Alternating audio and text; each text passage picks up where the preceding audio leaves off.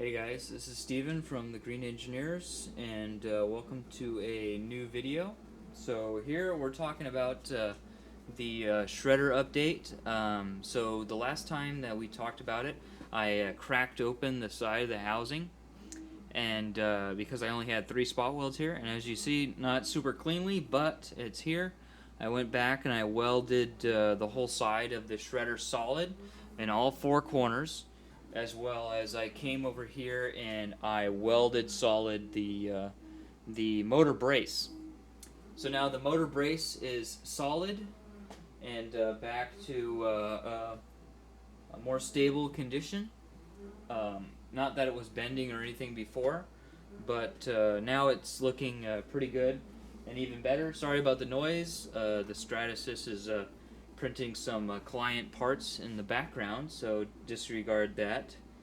If you haven't seen, I have a video on my channel talking about the new Stratasys printer, so go ahead and check that out. So now I think this is kind of the final version right here of the shredder.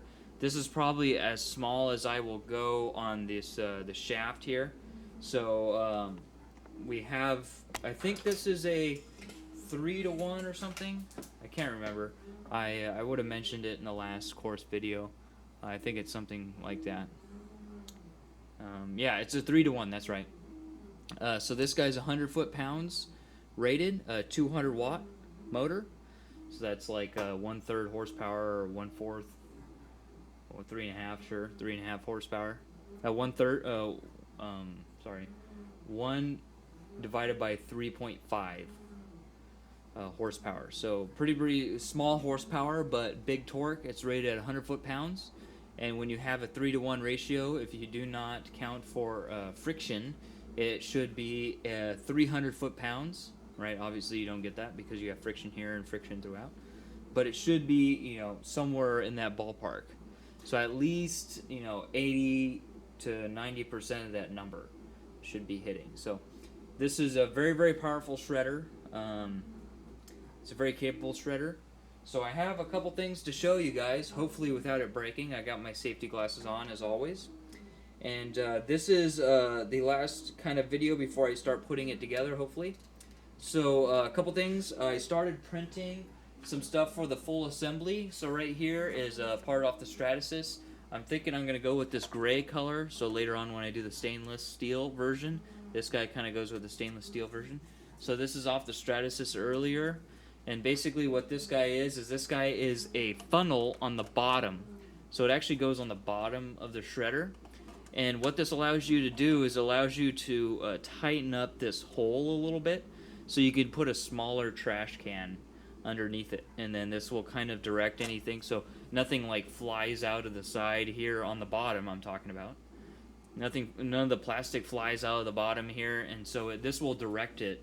This is like a bottom funnel that will funnel everything into a bin, a collection bin, plastic bag or whatever. And I have a specific bin that I designed for it. That bin will probably be 3D printed at the beginning and then later on be, I don't know, maybe redesigned for a different one. So you can see that's kind of how it fits. Obviously, like I'm saying, it's going down here on the bottom, but yeah. So this guy goes on the bottom, and then I have to print the hopper. So I have a plastic 3D printed hopper that goes here. The final hopper is going to be stainless, is going to be steel. Is going to be steel that is a laser cut, plasma cut, or water cut. Most likely I'm building a water jet, so it's most likely going to be a water jet cut, and then folded into a specific angle on each corner. And that will allow them to be bolted together, and then it will be bolted to these bolts in the front. There's 3 bolts, one here, one here, one here, and then 3 in the back. And then it's going to have some ribs on the side, and then the ribs are going to be bolted together. So that way when it's shipped, it can be shipped, taken apart, and then you later assemble it. But for initial testing, I have a large 3D printed funnel that's going to go up here. That's going to be 10 by 10 by 12, which is the max that the Stratasys can print. I could eventually print it on my Tronxy, which is a 13 by 13 by 13 printer. So I could have eventually printed on there, but that one I have so many different issues with it. I don't know if I could trust it. So first thing I'm going to do is I'm going to do it on the Stratasys and ABS. ABS also not as brittle, so Most likely, if it presses some piece of plastic against the sidewall, it won't break it. So that right there is a 24-hour print, I believe. It's like a 24-hour print, and it uses 60 cubic inches. They're like 63 cubic inches, and a standard standard volume on a spool is like 56. So it should use about a spool in a little bit. So I need some more gray. I can't remember. I don't think I ordered any new gray, so I need to start this one. I only have 15% left on this spool, so it should take this 15% plus an entire new spool. But I've been using this gray to finish up this client work here, which is pretty sweet. It's this this setup for an escape room. You see here, there's a pin on the inside, and then later on there's going to be a key, which is what's drawing right now. And you can take you take a key. Let's just pretend this is a key, and then you go like this, and you could actually pull the pin out, and then these pieces separate. So right now I'm using gray for this project, as you can see, the light gray. So I only have 15% left, so I need that on hand because I already have one of these that I left before. I was using supports in these holes, which I later removed. And I accidentally left this guy inside of my my little soluble supports bin, and so what it did is it sat in there and it boiled all the water out, and then this went over 100 degrees or something, and it started to warp it out. As you can see, this is all warped out now, and it's got like some random dents, and also it shrunk to where it won't fit in a pin. So that answers your question. ABS probably is not going to survive boiling water. But then again, I had some other solution inside the water, so that might have raised the boiling point, so it actually might have been higher than 100 C. So it might have been 110 or something like that, 115, and usually ABS will destroy it at like 105. So in this case, because it probably had a higher boiling point, it did destroy the part. So that's why I'm printing right now. I'm printing an extra piece for that one so I can finish this project. Alright, so let's go back to the shredder here. So again, I'm going to be printing a hopper here. And then after this video, I'm going to begin the development of the frame, the steel tube frame that holds this guy up. And then also I'll print the collection bin that all the parts fall into, the collection bin. So I'll have a hopper here, and then I'm going to do the pinch guard and the pinch guard in the back, and then start to develop the electronics for this guy. And then have the steel frame, and then the plastic hopper, temporary hopper, and pinch guards, right? And then I'll be able to run some big hopper full of stuff and be able to collect it and show you guys completely that this guy indeed works.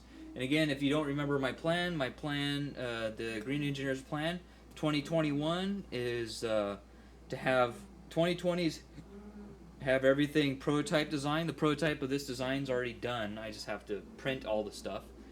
And then so that's 2020 is finished with all the prototype designs of the Filafactory, which is my V2 of my filament extruder, my reclaimer shredder, which is this guy, and then also my EcoBase, which is the current running name for my 3D printer. So I have all three of those done. We're done with the printer, we're done with this guy, and we're starting to finish up the Filafactory. Filafactory is the last one we're working on here, and so we are looking on track for 2020 to have all the prototypes, base designs finished.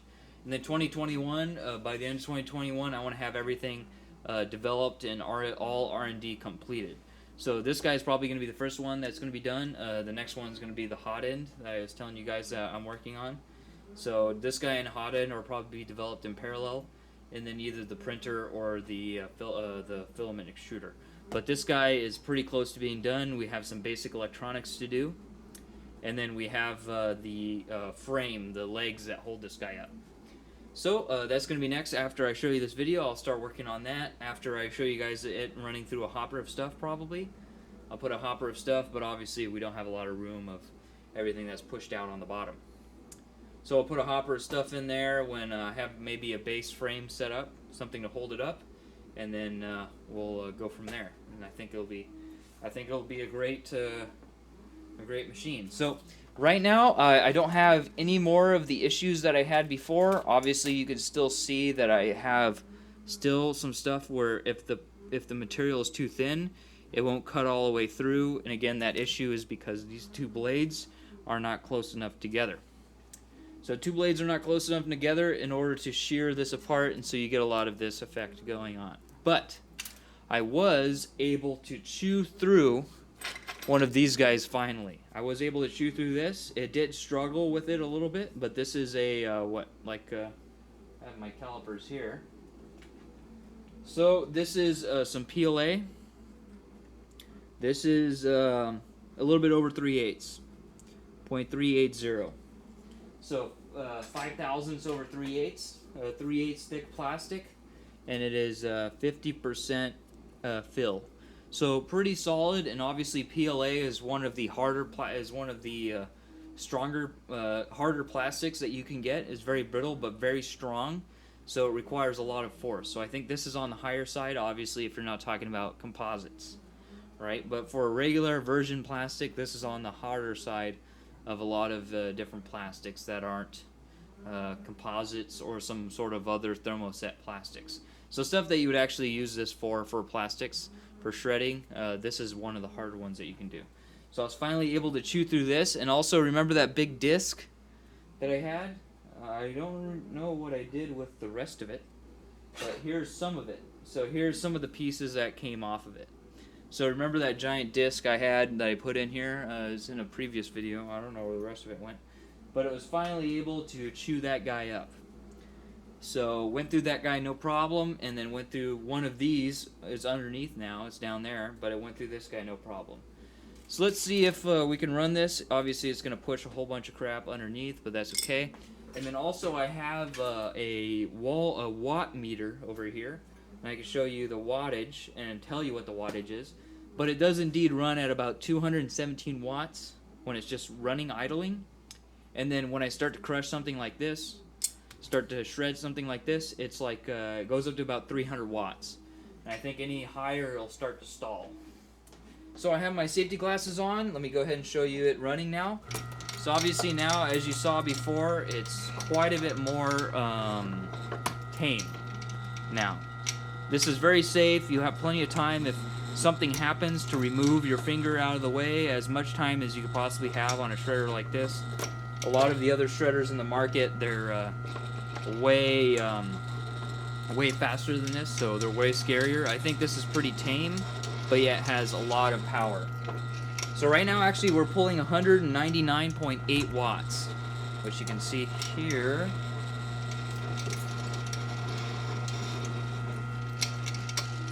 So, oh, it jumped up to 2 for some reason. But before, a second ago, it was at 200. Anyways, so we're ready to throw this guy in and see what happens. Let me go ahead and check to make sure none of these guys are falling out. Again, I need to create a system here that will hold all this stuff in, because this stuff naturally comes out. But I think if I tighten up the tolerances on the inside of these bras and on the inside of these plates, I'll be able to hold them together. Alright, so finally let's see it chew through something that is pretty demanding. Let's have it sit like this, and let's see what happens. Here we go.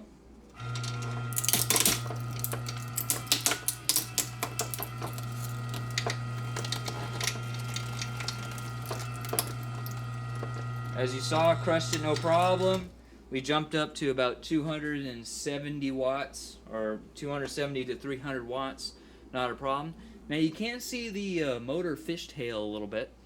Don't know why that is. All of these are tight. I'm wondering if this guy isn't completely flat, or this guy isn't completely flat, or something. Why it's doing this fishtailing thing. Because everything here, I tighten the crap out of all these bolts here. So don't know why that is. I'm thinking I'm gonna have another brace pick off this back bolt right here, and then have some sort of spacer. So you slide a spacer in there, and then you slide the bolt in order to be able to install it easier. Or I may be able to kind of be able to hook it in here. But I would like to grab here as well, because the rest of the motor is kind of cantilevered. So that may help with the gear wear, because when it fishtails like that, obviously this guy's moving all over the place, and so this gear may wear quicker than it's supposed to. So I think I need to tighten up this fishtailing a little bit with this guy's here. But as you see, it's all together. You didn't hear any big pop or anything like that. It didn't shoot the thing out. It just went through nice and calmly and cut it. Obviously, you saw it did bog down a little bit to pretty low, like 5 RPM or anything like that. But still, it went through it no problem. So let's go ahead and finish off this guy. So if you remember this guy was this wave. This is a benchy wave, so the benchy sits on top of this wave, and as you can see, it's pretty full.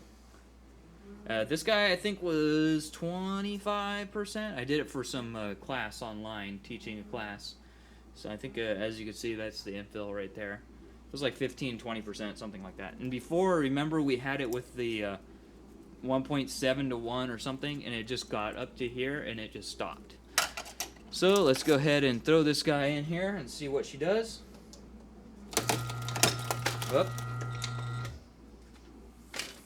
And I'm just going to jog it forward a little bit.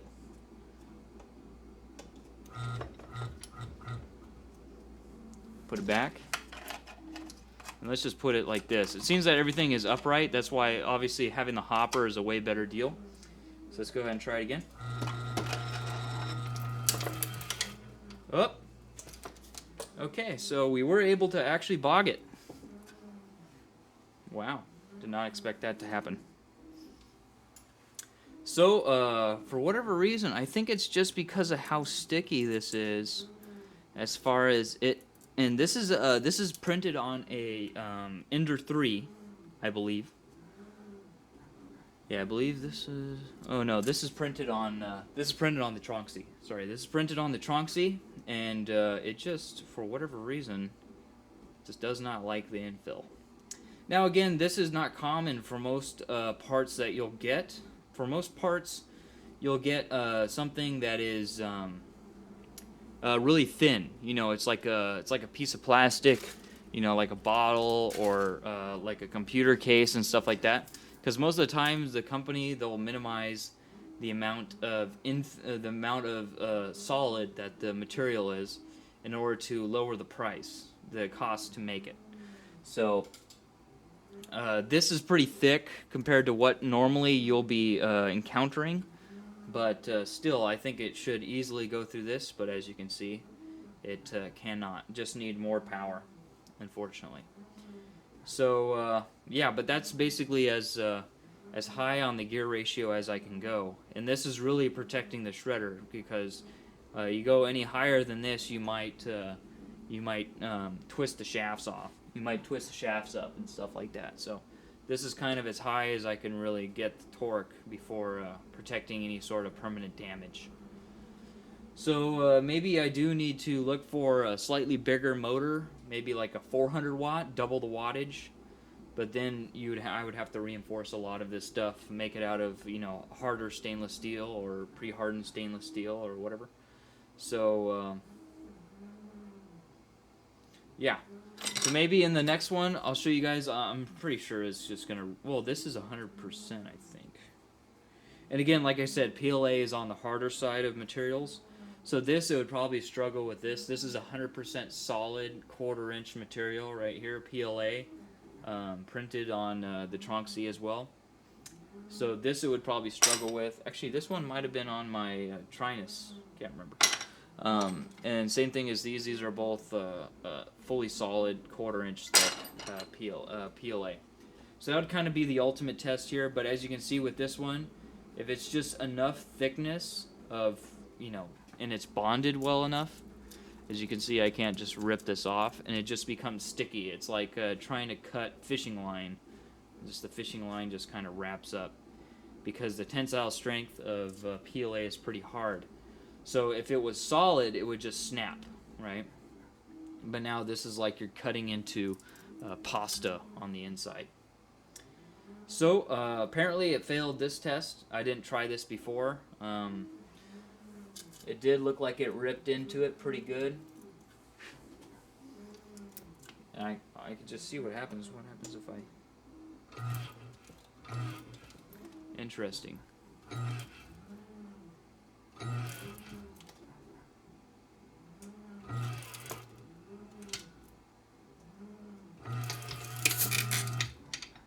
Huh. But with that, I would definitely look back at that footage, and you could see this guy actually bend in a little bit. I need to look at the footage. I can't tell if it was this that's bending. Again, something here is not flat. It might be this guy, but it's doing this bending, and obviously you're completely supported here, right? And this is cantilevered out a little bit, so it is doing this twisting moment going on. But as you can see here, this is what it looks like on the inside, and it's like cutting through a fibrous material. It's pretty difficult to cut. So let's go ahead and let's let this guy come up to full speed and get everything out first, and let's drop this guy in again and see what happens.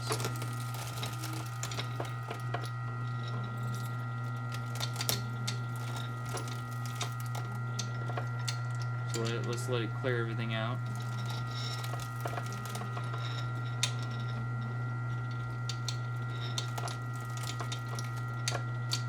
Okay. Oh, I see what it's doing. It's just shoving this thing in there. That's what it's doing.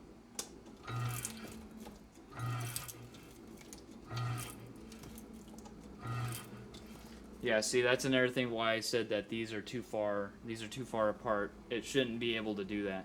It should just skip. So that might be why. It's basically what's happening is it's preloading the sides of these and increasing the friction so high that it can't come around and start to cut it. So it's just getting stuck between these wheels. So I really need to make an adjustment and make these two shafts closer to each other. I don't need to do any changes to the dials. I just need to bring the shafts closer to each other. So as you can see, 50% 3/8, not a problem. Now it'll probably struggle against the full 100% of this guy with 1/4 inch. It may be able to do it. Don't know, but so that's kind of the limitations of this machine. Don't know if I'll be able to design past that. I'll have to go to the drawing board and look and see if what type of hardness I would have to do with these shafts, just to make sure I don't rip the shafts, or I don't twist the shafts apart with torsion. But I think that this is still very, very impressive for this size of shredder. Be able to do this much shredding with a decently cheap motor that's already got a gearbox already built into it, and only 200 watts, right? 200 to 300 watts. That's pretty good. Like half an amp using 110, we can shred quite a bit of stuff, right? With also a very economically designed shredder. As far as, everything's cut from the same sheet size. So it can all just be water jetted, plasma cutted, or lasered. Anyways, so, alright, that's it for this video. I'll do some more work here. I'll look into this, and if I can't really do much to it, this will kind of be where we're at. Again, this is kind of the fringe of what would be applicable on this guy. We have some very... we have some very far-fetched stuff here, 100% solid material that's 3/8 thick, and a lot of stuff like that. Most of the stuff that most people are printing are not, 50 to 100% solid, that they need to recycle or whatever. So, anyways, I'll do some more research here, and do some more design and building, and we'll look further and see what else can be done. Alright, so that's it for this video. Make sure that you stay tuned and catch what's going on with the rest of the development. Still working on the water jet.